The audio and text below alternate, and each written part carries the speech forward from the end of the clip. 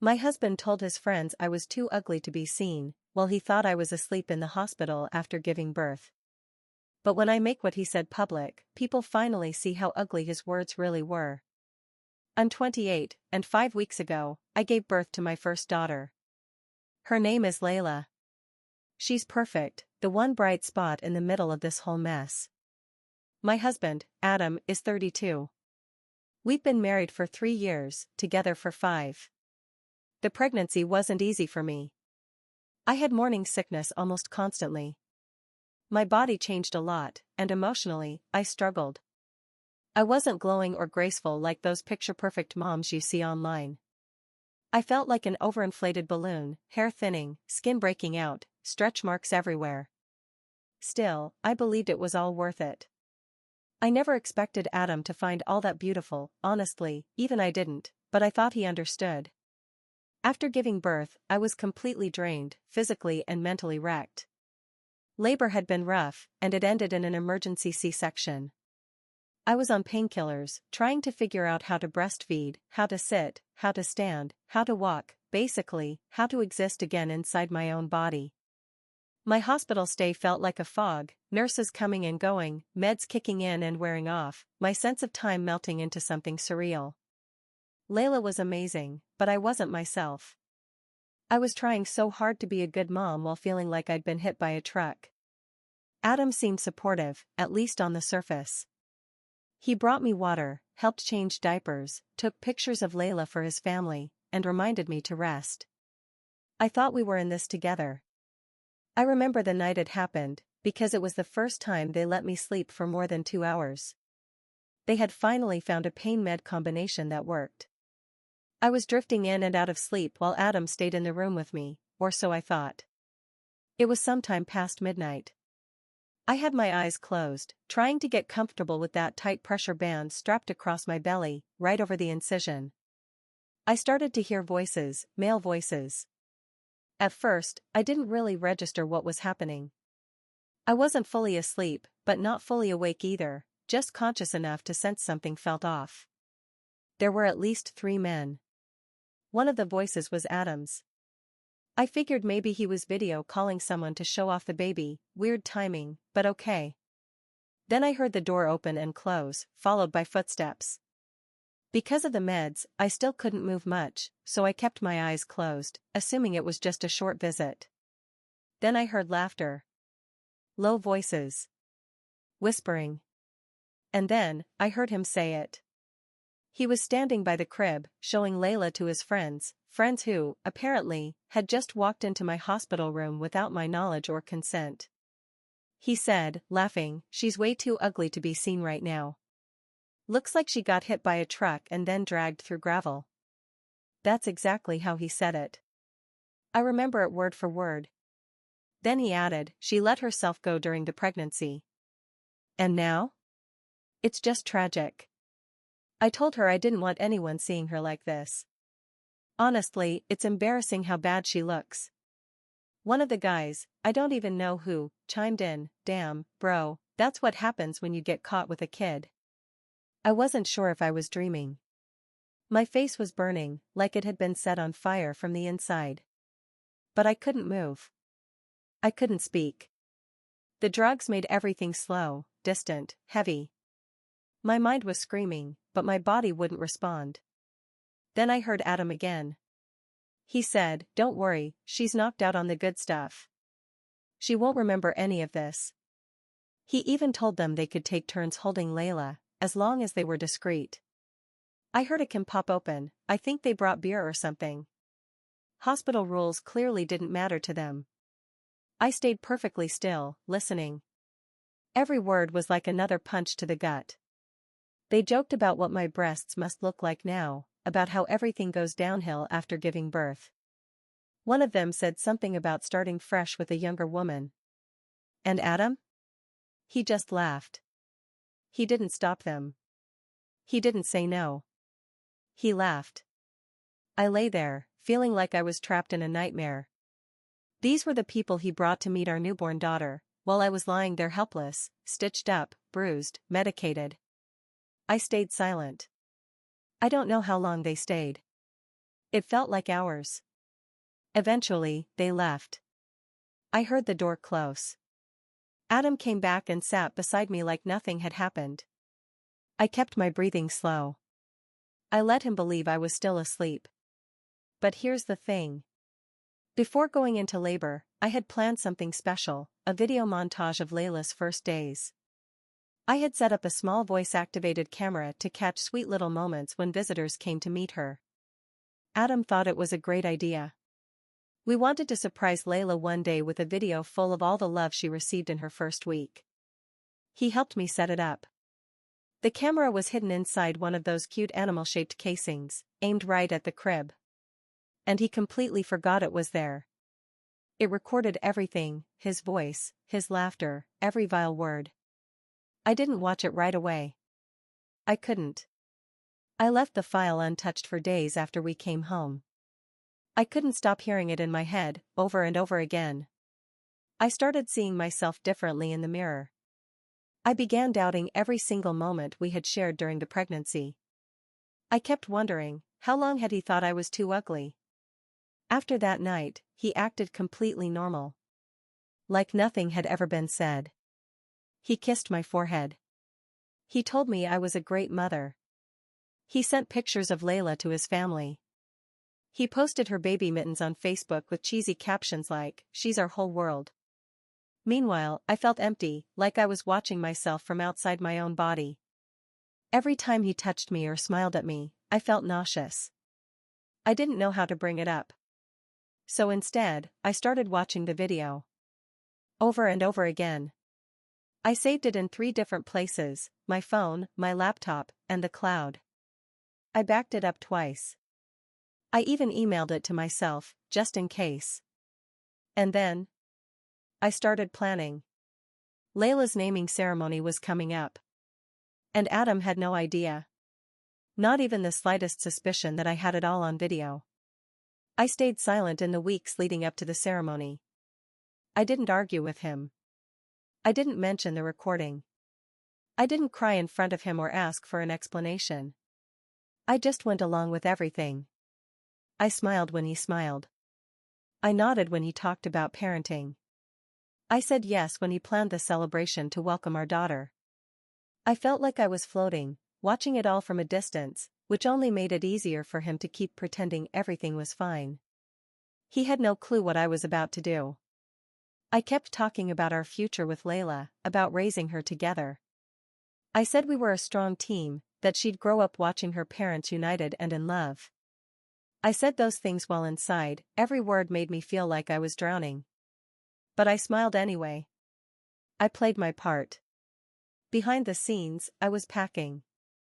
I had a suitcase ready with everything that mattered, documents, cash, extra clothes for Layla and me, a backup phone, 2 copies of the video, one on a USB drive, the other on an SD card. I left 1 copy at my sister's house just in case. I didn't tell her everything, but I gave her enough of a heads up to expect something big. The ceremony was going to be held at Adam's parents' house. His mom, Melissa, was beyond excited. She offered to organize the whole thing, invited everyone, family from both sides, friends, cousins, even people from his office. About 40 guests were expected. I had everything planned. I even hired a videographer, with the excuse of capturing memories from our daughter's special day. No one thought it was strange. Lots of people do that these days for baby-related events. Adam brought a small projector too, because I told him I had a sweet surprise video I wanted to share. I told everyone it was a short compilation of Layla's first moments. Adam had no idea. He was too busy showing off Layla and playing the proud dad, smiling, laughing, posing for photos. His mom was hugging everyone, crying tears of joy. I was still sore and tired from recovering, but I stayed focused. I kept telling myself, just a few more hours, and I'll be free. Adam looked at me like I was his perfect wife. He had his arm around me and kept repeating, "We made a beautiful family." He had no idea what was coming. After the cake was cut and people had broken into small groups, chatting and mingling, I gave the videographer the signal to get everything ready. I stepped forward, holding Layla in my arms, and told everyone I wanted to share a short video, just a little glimpse of those first hospital days. People smiled, clapped softly. Adam looked surprised but touched. He leaned in toward me, like he was moved by the gesture. The first 20 seconds were gentle. Some soft clips and photos of Layla in the hospital. Me holding her. Adam feeding her. Calm music in the background. The kind of sweet, sentimental video everyone expects at an event like this. Then the video changed. It cut to the hospital room. Footage from the hidden camera. You could see the edge of the bed where I was lying, the crib, and the door. The voices came through crystal clear. Adam walked in with his friends, and the audio caught everything. On screen, he was still talking. Still laughing. His friends made comments. He cracked more jokes. They laughed again. And it didn't help that they were clearly heard saying they could say whatever they wanted, because I was drugged and wouldn't remember a thing. I didn't look at anyone. I just kept my eyes on the screen, holding Layla against my chest. The edited version, with the best parts, ran for about 2 minutes. It was more than enough. When it ended, I turned and said I needed to go change Layla's diaper. Then I walked out. No one said a word, because everyone knew Adam had fucked up. Badly. And honestly, he might have been the one who needed a diaper right then. I went to the guest room where I'd hidden my bag. Grabbed it. Buckled Layla into her carrier. And walked out the back door to my waiting Uber. That night, I stayed at my sister's house. She held Layla while I finally let myself cry. Later, I showed her the full video. She cried too. She told me she always felt like there was something off about Adam, but she never imagined he could be so cruel. She said maybe I should have gone to a lawyer first. Maybe. But I needed his family to see it. To hear what he said, in his own voice, with no excuses. Because if not, I'd have to listen to people say, maybe it wasn't that bad. Maybe you two can work it out. This way, there were no questions. No doubts.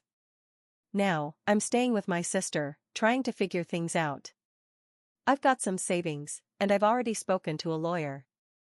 I'm going to fight to keep Layla away from him. She deserves better. I look at her, and I feel a mix of pain and hope. Pain, because her father turned out to be the kind of man who would mock the woman who brought her into this world. And hope, because I know she'll grow up with someone who will never let her believe her worth depends on how she looks. She won't be raised by a man who thinks it's okay to laugh behind people's backs. Not while I'm here. Update 1. But he kept pretending to stay composed. I couldn't. The second hearing was worse. They questioned my mental state. Asked about my support network. Asked how I planned to raise Layla without a father figure. They tried to twist my silence after showing the video into a lack of willingness to cooperate. I stayed calm, but I felt sick for days afterward. It was crushing to sit there and listen to them describe me like I was some bitter woman trying to ruin his life out of spite. I went home and cried silently, face buried in a pillow so Layla wouldn't hear me. My lawyer reassured me. She told me we had a solid case. She reminded me that people like him are good at pretending. That's why the system often fails to catch emotional abuse, the kind that hides under smiles and carefully chosen words. But we were doing everything right. I kept repeating to myself, this is for Layla. I don't want her growing up thinking that kind of man is normal. The judge hasn't made a final decision yet, but there's talk of bringing in a custody evaluator. I'm okay with that. I have nothing to hide. Adam still sends me messages now and then. Some are cold. Others full of fake apologies. He's trying to build the image of being a good father. He posts about fatherhood on social media, shares photos of Layla he took before I left. He tries to look like an involved dad. But not once, has he asked how she's doing. Not through the lawyer. Not directly. Not even in a note. People are starting to see through the act too. He's getting comments. Things like, you didn't seem like a great dad or husband when your family needed you most. Hi. I'm exhausted. Every time I see his name in a document or on my phone screen, my chest tightens. But I'm not giving up. We both deserve better than him. I deserve peace. I didn't survive all that pain just to hand her over every other weekend to someone who laughed at my body like it was a joke. Update 2. The custody ruling came about a week ago. The judge granted me full custody of Layla. Adam was given supervised visitation every other weekend at a specialized center. No overnights. No time alone. Exactly what I'd hoped for. It's a temporary arrangement for now, but it's still a huge relief. I didn't celebrate. Not even with a smile, to be honest. I just felt numb. I guess after months of stress, court dates, paperwork, and trying to stay strong for my daughter, my body just shut down. No, I didn't cry. I just sat down, took a deep breath, and let the news sink in. The whole process was harder than I imagined. I thought having proof and a clear story would make things move quickly. It didn't. Everything moved slowly. Every tiny detail had to be proven. Adam's lawyer clung tightly to the idea that I was emotionally unstable. They even tried to use the fact that I left him during the naming ceremony as evidence that I was vindictive. Thankfully, I had documentation, text messages, voice notes, screenshots from friends who had overheard what he said about me. I also started taking notes on any concerning behavior after Layla was born. That helped too. Several people spoke on my behalf, including my sister and a close friend who had been there throughout my pregnancy. They were honest about what they saw. They said what needed to be said. I'm so grateful for them. The court took it seriously. The judge didn't give me everything I asked for, but the supervised visitation was a huge win for Layla's safety. Adam didn't show much reaction when the decision was read. He looked upset. Maybe surprised. His lawyer mentioned something about his right to appeal. I don't know if he will. He strikes me as the kind of man who holds a grudge, but also the kind who won't put in effort unless it benefits him directly. I wouldn't be surprised either way. After the ruling, he messaged me, something fake friendly, like we were suddenly two parents who got along.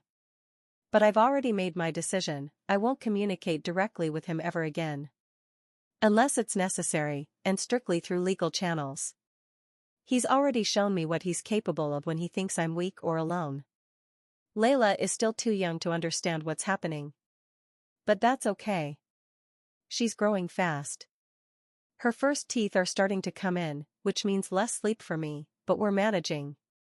Her personality is really starting to shine through. She's curious. Loves to grab everything. And she gets excited every time I play music. I think that's what's keeping me going. Something good that came out of a marriage that wasn't all that good. Even though the ruling was a relief, it doesn't feel like things are truly over. Adam isn't the kind of man who walks away quietly.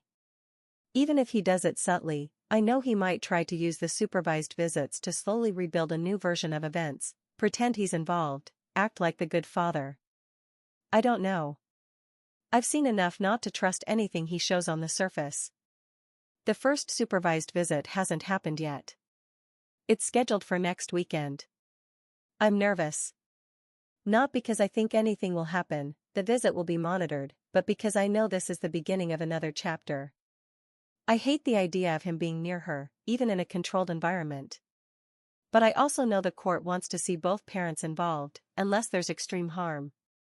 I have to work with what I've got. Money's tight, but I'm getting by. I picked up some freelance work I can do from home while Layla naps. It's not a lot, but it helps. I've also had support from my sister and a couple of amazing friends. In that sense, I'm lucky. I know not everyone has that. I'm trying not to overthink the future. I know things can still go in a lot of directions. Adam might appeal. He might try to twist the story to make himself the victim. He might disappear for a while and come back months later asking for another chance. At this point, nothing would surprise me. For now, I'm just focused on Layla. That's all that matters right now. The court battle might be over, for now, but parenting never ends. Update 3. Lately, I've been seriously thinking about moving with Layla. Not because I'm trying to run away from anything, but because I feel like it might be a good way for the two of us to start fresh. The idea is to relocate closer to some relatives who live a few hours away. They've offered to help whenever I need it. This isn't a sudden decision. I've been weighing the pros and cons for a while. The main reason is support. Ever since the custody process began, I've been handling everything alone: Layla, work, the house, court appointments. Sometimes I feel like I'm barely holding on. Having family nearby would make a huge difference, especially when it comes to childcare and day-to-day help. They know the situation. They saw what Adam was like. So I wouldn't have to explain much or worry about being judged. I've been researching the city where they live. It's not perfect, but it's safe. It has a decent job market for the kind of work I do.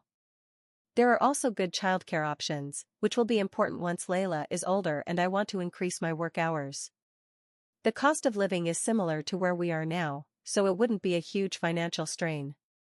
I could probably find a small apartment or a modest rental while I settle in. Of course, the biggest thing on my mind is how this move would affect the custody agreement. Adam currently has supervised visits every other weekend. Moving to a new city would complicate that. He lives here now, and the visitation center is nearby. If we relocate, the court would have to reassess the arrangement because of the distance. I'm fully aware Adam could try to use the move against me, claim I'm trying to keep Layla away, or that I'm not acting in her best interest. He could even ask for more visitation time or push for shared custody. I don't know how the court would view it, but I know it's a risk.